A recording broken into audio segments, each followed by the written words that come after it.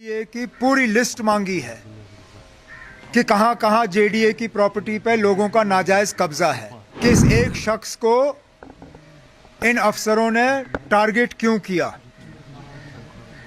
कहीं उसका मजहब तो इसके पीछे नहीं है कि पूरी जेडीए की जमीनों पे सिर्फ यही एक नाजायज कब्जे का इल्जाम है। लगातार एक के बाद एक इस तरह की चीजें ये सिर्फ और सिर्फ इलेक्टेड गवर्नमेंट को जलील और बदनाम करने के लिए किया जा रहा है, क्योंकि वो इस इलेक्शन के नतीजों को ये लोग हजम नहीं कर पाते। को टारगेट किया जा रहा है। अब जब जम्मू की बात करें, क्या जम्मू में सिर्फ यही एक जगह थी जेडीए की जहां पे नाजायज कब्जे का इल्जाम लगा है? मैंने डिपार्टमेंट से अब जेडीए की पूरी लिस्ट मांगी है कि कहां कहां जेडीए की प्रॉपर्टी पे लोगों का नाजायज कब्जा है। मैं भी देखना चाहता हूं कि इस एक शख्स को इन अफसरों ने टारगेट क्यों किया। कहीं उसका मजहब तो इसके पीछे नहीं है, क्योंकि ऐसा हो ही नहीं सकता कि पूरी जेडीए की जमीनों पे सिर्फ यही एक नाजायज कब्जे का इल्जाम है।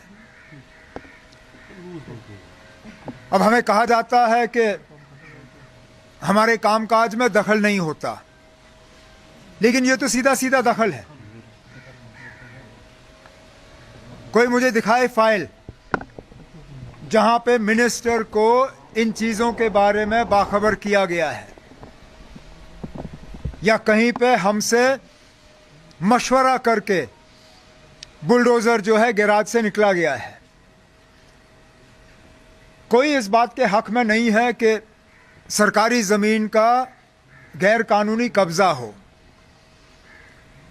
लेकिन ये लोग जो पिक एंड चूज तरीके से अपने बुलडोजर का इस्तेमाल करते हैं इलेक्टेड गवर्नमेंट को जलील करने के लिए, उन्हें भी अपनी हरकतों से बाज आना चाहिए। मतलब आपको कोई इंफॉर्मेशन है इस बंदे के बारे में कि उसका बैकग्राउंड क्या है, क्या वजूहत है कि ना अगर हमारा लगाया हुआ अफसर ये काम करता तो अभी तक मैंने उसके खिलाफ कार्रवाई की होती, क्योंकि बिना मिनिस्टर के इजाजत के आप इतने बड़े कदम ले कैसे सकते हो? कहीं ना कहीं तो इसमें, जैसे मैंने कहा, मुझे एक साजिश की बू अब दिखनी शुरू हो गई है।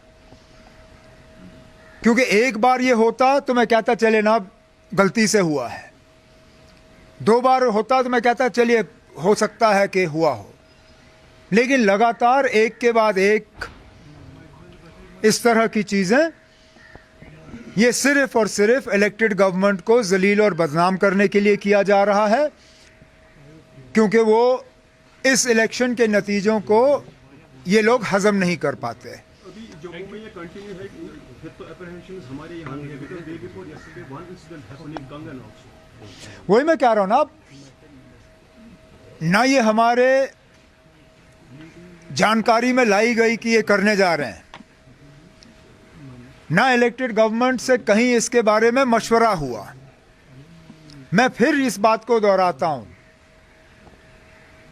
कोई इस चीज के हक में नहीं है कि गैर कानूनी सरकारी जमीन पे कब्जा हो किसी का,